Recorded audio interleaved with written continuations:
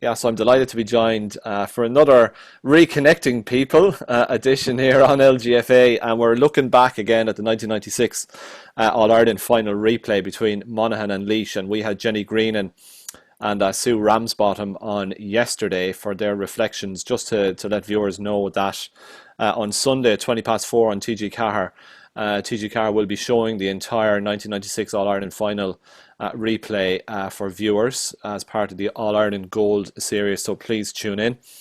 And two of the main players in that game are with me on the line. I have Angela Larkin, McMahon on the bottom of the screen, and Mags is up in the top left corner, as you were, Mags, for much of your career with Laois in the corner. So great to have you on board, folks. Just before we kicked off the conversation, I was asking you when you'd last seen each other, met, talked, and Mags, you were saying, I think it was back an All-Star game back in 1996. So it's the guts of 24 years. Yeah, absolutely. Played the All-Ireland replay on the 20th of October, and then it must have been sometime in November we had to go to Monaghan to play the All-Star match. No, that wasn't a pleasant journey. We were still reeling from defeat and hurting badly. Yeah. But sure, look. Mags, that was understandable. Mags, I'll go back to and look, we know each other. You're administrator for Leinster LGFA and doing a terrific job there as well. You had a number of All Ireland defeats. Unfortunately, I think it was 7 senior finals. Was it prior to this one? So once again, unfortunately, it was heartbreak for Laois on the day. I watched the game the other night. Terrific game of football, but I guess. Well, you might have looked back on it yourself again, Mags. Scant consolation, even though you were involved in such a great game. I suppose we had. Yeah, I made the panel in 1985, and then we were back in an All-Ireland final in '88, and then went on from 1991, 92, 93, and I took a year out in '95, and then I came back in '96. And came back in under Pat Ryan, and my sister actually, Antoinette, and Mary Ramsaham were the selectors. Actually, Mag Phelan had taken 95 off as well, so we both came back and we were mad for football. And but it was the whole level and even the speed of the game even had risen even back in that year. But Pat Ryan brought in a huge new dimension to the whole setup, and we had sports psychologists in with us, we had nutritionists in with us. Mary Ramsaham had been secretary. She came on board with him as a selector, and she was just a phenomenal person to be involved. We started off, we were doing quite well in the league, and then we played Dublin in the first round of the Leinster Championship. Followed that with Meath. We beat Meath in the semi-final, and then we beat Wexford in the Leinster final. Then we had to go to Cahill Park to play Mayo. That game actually ended in a draw and went to extra time. And we won that game by 4 points, 3-14 to 19 points. So we were well on the way and kind of were full of confidence that, this was going to be our year. And after the first day, we got out of Croke Park. And that was a huge thing the first day, because it was the first day we were never beaten in Croke Park. So we had huge confidence going back in, for the replay. Now, I suppose it was hard to know, and I suppose back then the management, do you train hard for the first week? Do you ease off? Do you just kind of keep things ticking over? And, the second day it was a totally different game. I think Monaghan probably targeted some of our weaknesses to a certain degree. And then they just drove at us, and, the game kind of got away on us a little bit.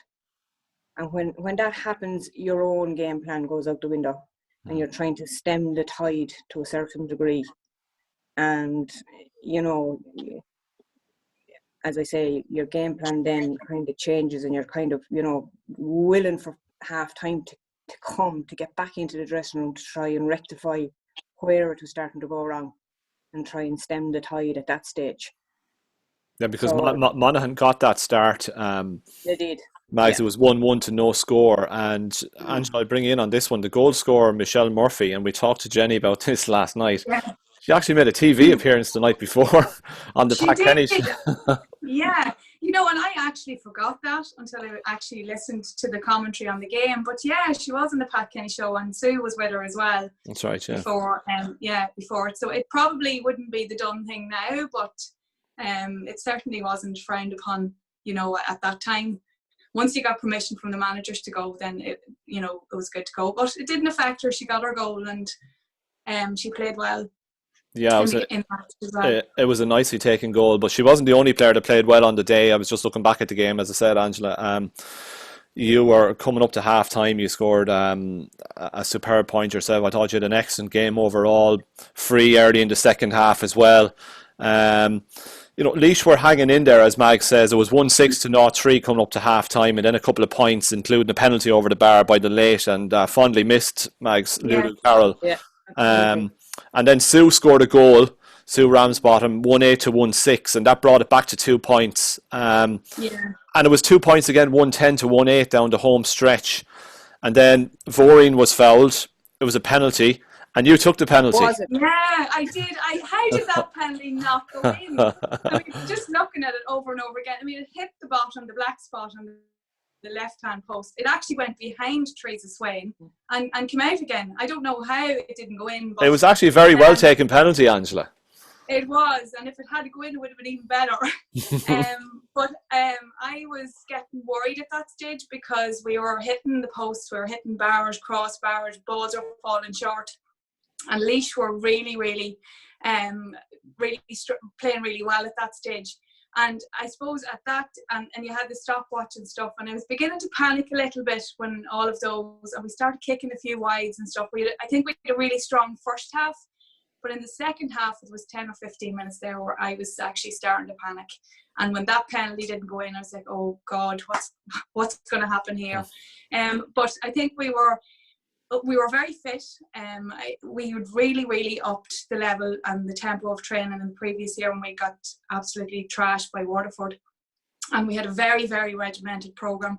Like Margaret was saying, we had our nutritionists, we had our psychologists, and we had training plans. We were back in January in the gym, which probably wasn't done that much at that time. We were going through fitness tests. We were in Rossmore Park where we were doing a lot of running, a lot of hill running. And at the end of every training session, we were sitting in a river to prevent injuries in Rossmore Park. So our managers, Des and Micheál and Mickey, you know, they were ahead of the game, you know, in terms of what we were doing back then. I know it's probably very common now to have all of those things, but and then we had our protein shakes as well. And that really wasn't the done thing at that time. Now, Des Patton was a vet. I'm assuming it was protein shakes too again. Sometimes we used to joke, we were wondering what we were drinking. But it certainly worked for us, and we were very fit at that time. And everybody on the panel, you could have brought anybody in, and everybody was equally as conditioned. Yeah, you did finish strong. And I think it was 3 times after woodwork you spoke about in the second half. And Maggie's late goal came. It was a shot by Voreen that hit off the upright, and Maggie was there to gobble up the rebound. I suppose it was fitting, you know, the team captain scores the goal that really put the icing on the cake. Absolutely, yeah, and that was actually what I was going to say. I was delighted that it was Margaret that got that goal, because Margaret was always an inspirational girl. Every time she opened her mouth, you listened. Everything she said, you know, it meant something and it brought something home. And she was a brilliant captain and a very inspirational girl, and I was delighted that she got that goal at the end. And you managed to retain the title the following year, Angela. And for Laois's day would eventually come, Margaret, but by that stage you'd moved into the backroom team in 2001.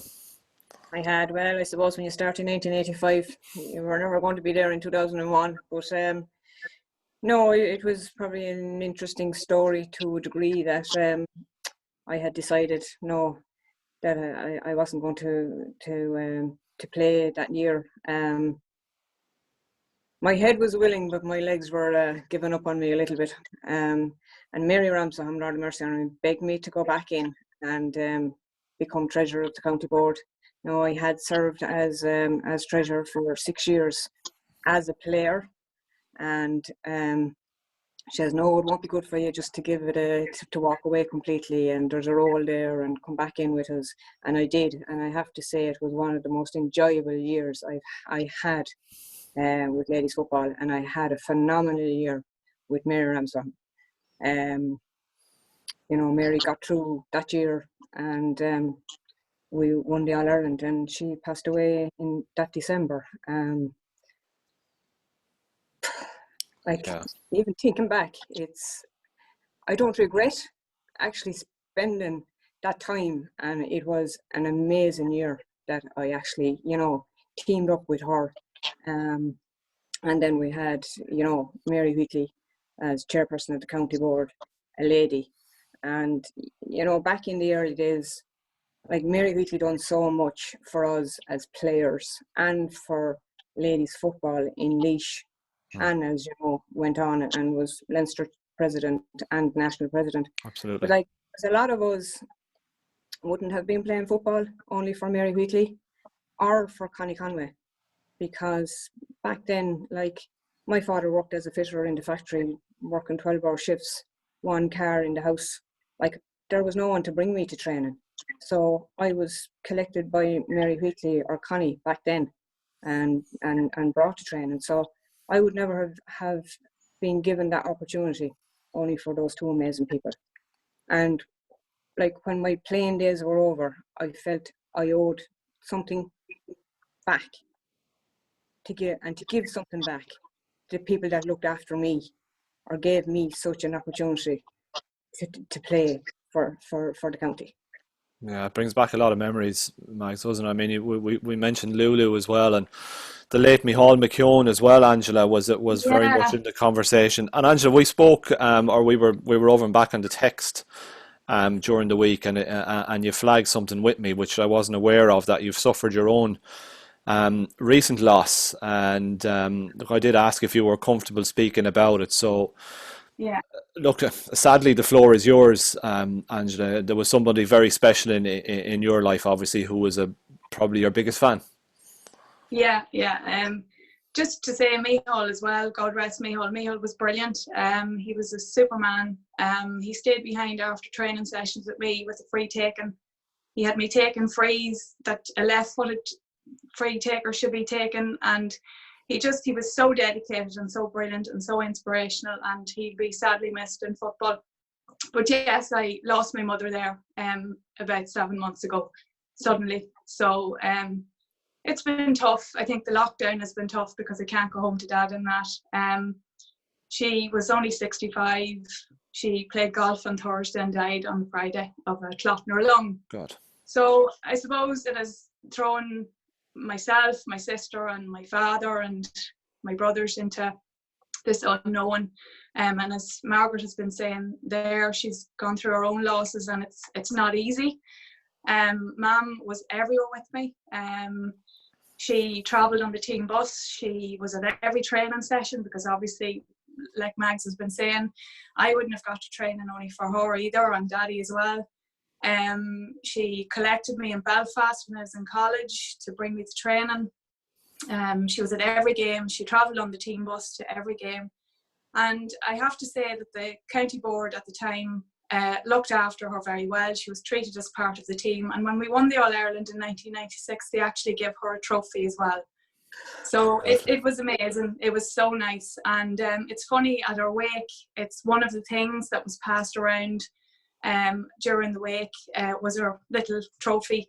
And she was very proud of me, and I suppose of everybody and all the girls and all our commitments. And all the girls came up to the wake, and it was so lovely to see everybody again. And I just want to thank them for that. We always had good camaraderie, always remained friends. I know we don't see each other that much, But I think in ladies football, that's one of the key things, is the friends you make, the relationships you build, and especially when you get to All-Ireland finals, because you're with each other all the time. You know, there's no real, obviously, the socialising when you're in finals, you're not going out and you're not doing X, Y, and Z, and all you have is each other. And like Margaret saying, they were the same. They had all these wonderful people in their lives, and I would have achieved nothing without my mother and my father, and same with Margaret as well, you know.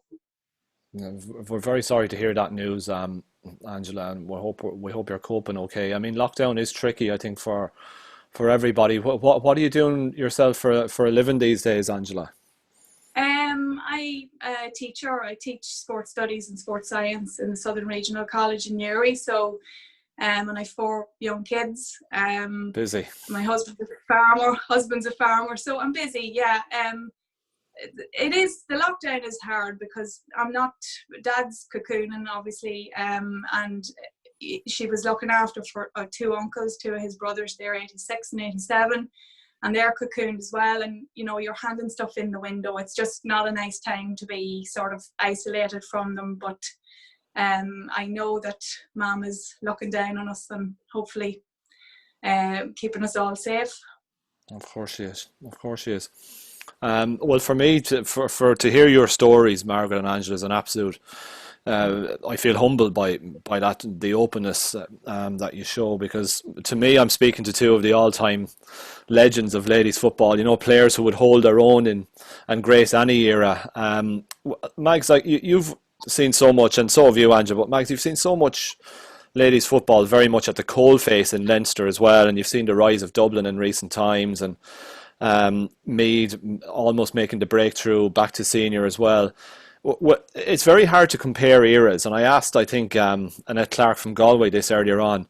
I have to admit, when I watched the game the other night, I was really taken aback by the absolute quality of it, because there were phenomenal footballers on both sides. But when you look back over the last, what is it 24 years since then? Yeah. Sorry, it's hard to imagine. Max, how far do you think we've come in terms of standard, promotion, the overall product? Where are we now compared to back then? First of all, I want to say to Angela there, extend my sincere sympathies to her on the recent bereavement of her mum. Yeah, Jackie, you know, there was a standard of football back then, and like there were great players.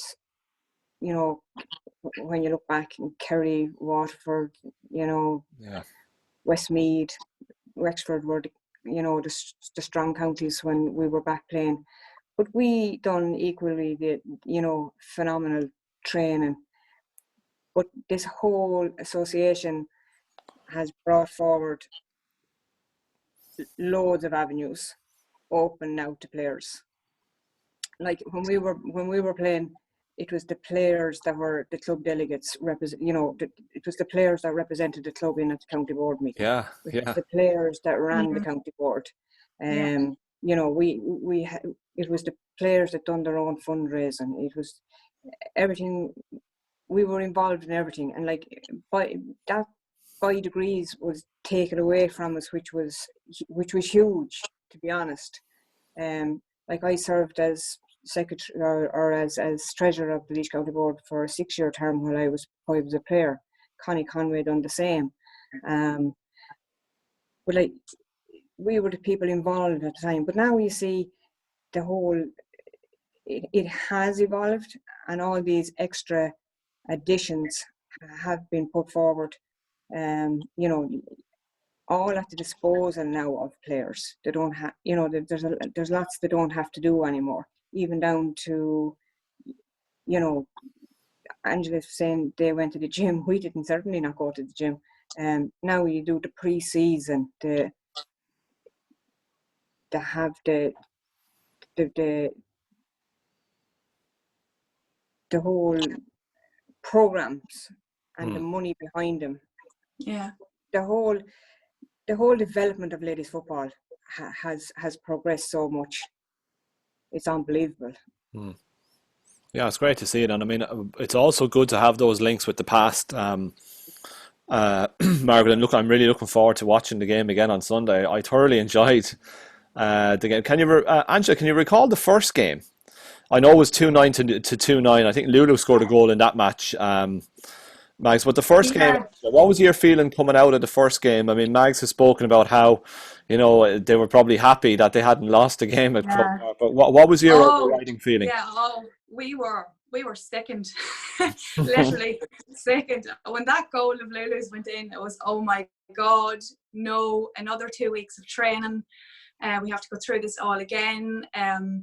It's that the whole. It's a long year. It was a long year back then. I mean, you started in January and you didn't finish till October, and it was an intense year. And for the last kick of the game to go into the back of the net, it's just hands on head. Oh no, I have to go through this whole thing again. Because while you enjoy playing in Croke Park, it's an hour of intense anxiousness, Absolutely. watching the clock.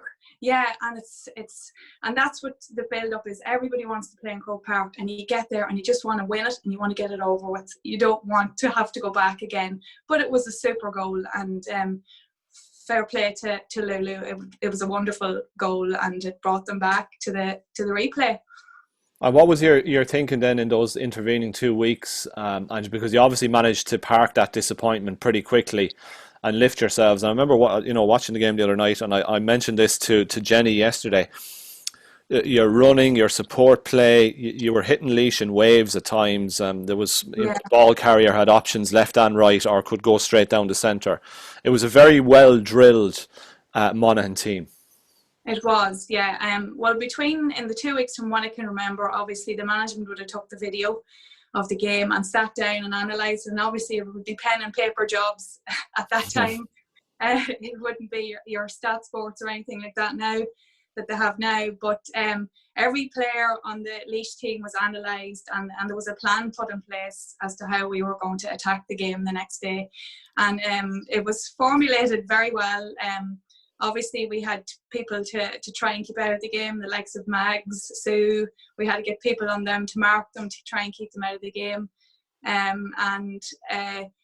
The guys really did a good job, and we were well prepared and well planned. We had a couple of days off, I think, to recover, because I remember the soreness after the games. I mean, Croke Park is so big, so vast, and the wind, there was a whipping wind in Croke Park that just hits you, and it takes a few times playing in Croke Park to actually find your feet, and the size of it and the amount of space you have and how fit you have to be to play the game in it. It takes the jump from junior to senior football was huge as well. It was a whole different level.